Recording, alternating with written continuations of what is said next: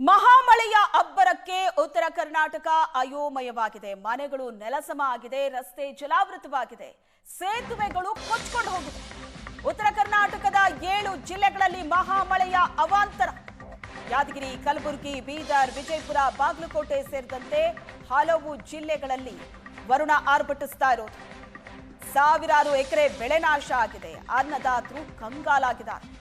ಮಹಾಮಳೆಯ ಅಬ್ಬರಕ್ಕೆ ಉತ್ತರ ಕರ್ನಾಟಕ ಅಯೋಮಯವಾಗಿದೆ. ಮನೆಗಳೆಲ್ಲ ನೆಲಸಮ ಆಗಿದೆ,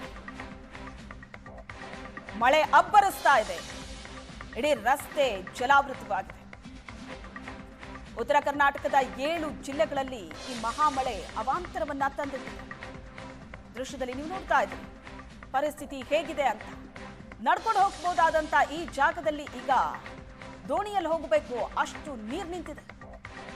ಉತ್ತರ ಕರ್ನಾಟಕದ 7 ಜಿಲ್ಲೆಗಳಲ್ಲೂ ಮಹಾಮಳೆ ಅಬ್ಬರಿಸ್ತಾ ಇದ್ದು ಜನಜೀವನ ಅಸ್ತವ್ಯಸ್ತವಾಗಿದೆ. ಮನೆಗಳಿಗೆ ನೀರು ನುಗ್ಗಿದೆ, ಎಷ್ಟೋ ಮನೆ ನೆಲಸಮ ಆಗಿದೆ, ರಸ್ತೆಗಳ ಸಂಪರ್ಕ ಕಡಿತ ಆಗಿದೆ. ಯಾಕಂದ್ರೆ ರಸ್ತೆ ತುಂಬಾ ನೀರು, ಸೇತುವೆಗಳೇ ಕೊಚ್ಕೊಂಡು ಹೋಗಿದೆ.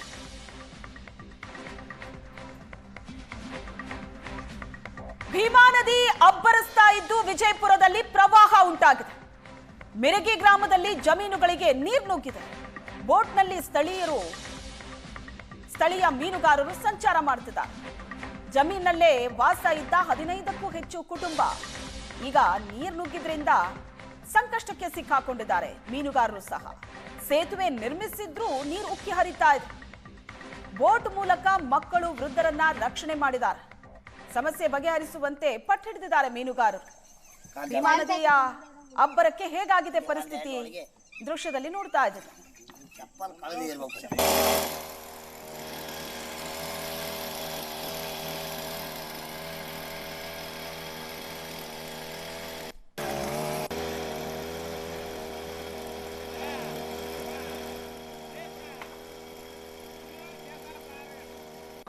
ಮಳೆಯ ಅಬ್ಬರ ಮುಂದುವರೆದಿದೆ. ಮಹಾರಾಷ್ಟ್ರದಲ್ಲಿ ಮಹಾಮಳೆ ಅಬ್ಬರಿಸ್ತಾ ಇದೆ. ಉಜನಿ ಡ್ಯಾಂನಿಂದ ಭೀಮಾ ನದಿಗೆ ನೀರು ಬಿಡುಗಡೆ ಆಗಿದೆ. ಭೀಮಾ ನದಿ ತೀರದಲ್ಲಿ ಪ್ರವಾಹದ ಪರಿಸ್ಥಿತಿ ಈಗ ನಿರ್ಮಾಣ ಆಗಿರೋದು. ಸೇತುವೆ ಮುಳುಗಡೆ ಆಗಿದ್ದು ಸಂಪರ್ಕವೇ ಇಲ್ಲದಂತಾಗಿದೆ. ಕಳೆದ 8 ದಿನಗಳಿಂದ ಮಹಾರಾಷ್ಟ್ರ ಸೇರಿದಂತೆ ಕಲಬುರಗಿ ಹಾಗೂ ಯಾದಗಿರಿ ಜಿಲ್ಲೆಯಲ್ಲಿ ಸುರಿತಾ ಇರತಕ್ಕಂಥ ನಿರಂತರ ಮಳೆಯಿಂದಾಗಿ ಅಕ್ಷರಶಃ ಭೀಮಾ ನದಿ ತೀರದಲ್ಲಿ ಪ್ರವಾಹದ ಪರಿಸ್ಥಿತಿ ನಿರ್ಮಾಣವಾಗಿರ್ತಕ್ಕಂಥದ್ದು. ಹಲವು ಸೇತುವೆಗಳು ಜಲಾವೃತ ಆಗಿರ್ತಕ್ಕಂಥದ್ದು, ಸಂಪರ್ಕ ಸಂಪೂರ್ಣವಾಗಿ ಕಡಿತ ಆಗಿರ್ತಕ್ಕಂಥದ್ದು. ನಿಮಗೆ ಆ ದೃಶ್ಯವನ್ನು ತೋರಿಸ್ತಾ ಹೋಗ್ತೀವಿ. ನಾವೀಗ ಯಾದಗಿರಿ ಜಿಲ್ಲೆಯ ವಡಗೇರ ತಾಲೂಕಿನ ನಾಯ್ಕಲ್ ಗ್ರಾಮದ ಹೊರವಲಯದಿರ್ತಕ್ಕಂಥ ಒಂದು ಸೇತುವೆ ದೃಶ್ಯ ತೋರಿಸ್ತಾ ಇರ್ತಕ್ಕಂಥದ್ದು. ಇದು ಚಟ್ನಳ್ಳಿ ಸೇತುವೆ ಆಗಿರ್ತಕ್ಕಂಥದ್ದು. ಈ ಒಂದು ಸೇತುವೆ ಮೂಲಕವಾಗಿ 16 ಹಳ್ಳಿಗಳಿಗೆ ಸಂಪರ್ಕವನ್ನು ಕೂಡ ಜನರು ಬೆಳೆಸ್ತಾ ಇದ್ರು. ಅದೆಲ್ಲವೂ ಕೂಡ ಈಗ ಸಂಪೂರ್ಣವಾಗಿ ಸಂಪರ್ಕ ಕಡಿತವಾಗಿರ್ತಕ್ಕಂಥದ್ದು. ಈ ಒಂದು ಸೇತುವೆ ಮೇಲೆ ಸುಮಾರು 5 ರಿಂದ 6 ಅಡಿಯಷ್ಟು ನೀರು ಆವರಿಸಿಕೊಂಡಿರ್ತಕ್ಕಂಥದ್ದು. ಇದು ಸೇತುವೆನೋ ಅಥವಾ ಇದೊಂದು ಹಳ್ಳವೋ ಎಂಬ ರೀತಿಯಲ್ಲಿ ಕೂಡ ಈಗ ಭಾಸವಾಗ್ತಾ ಇರ್ತಕ್ಕಂಥದ್ದು. ಯಾಕಂದ್ರೆ ಚಟ್ನಳ್ಳಿ, ಇಬ್ರಾಹಿಂಪುರ ಸೇರಿದಂತೆ 16 ಹಳ್ಳಿಗಳ ಜನರು ಇದೇ ಒಂದು ರಸ್ತೆಯ ಮೂಲಕವಾಗಿ ಯಾದಗಿರಿ ಜಿಲ್ಲಾ ಕೇಂದ್ರಕ್ಕೆ ಹೋಗ್ತಾ ಇದ್ರು.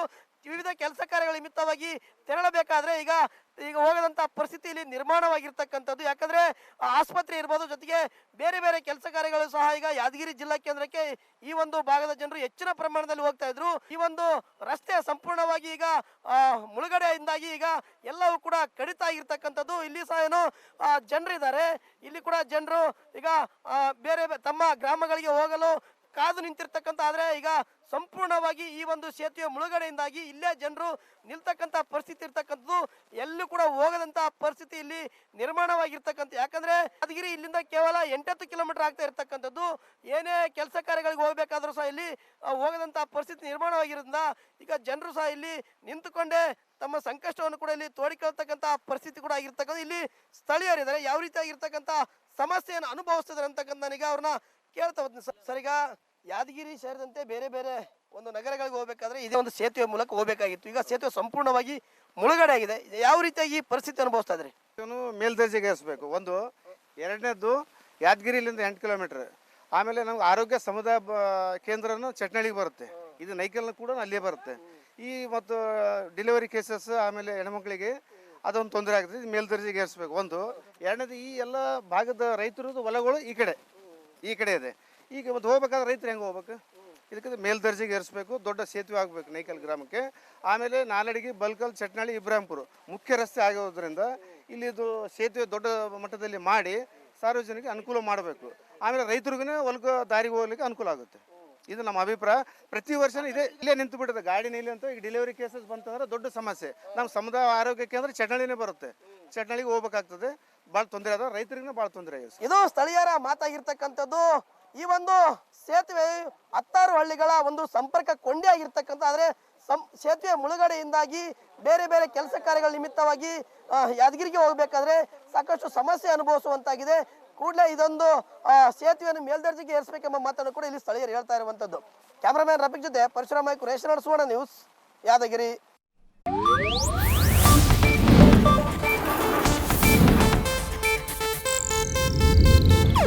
ಇದು ಏಷ್ಯಾನೆಟ್ ನ್ಯೂಸ್ ನೆಟ್ವರ್ಕ್ ಪ್ರಸ್ತುತಿ.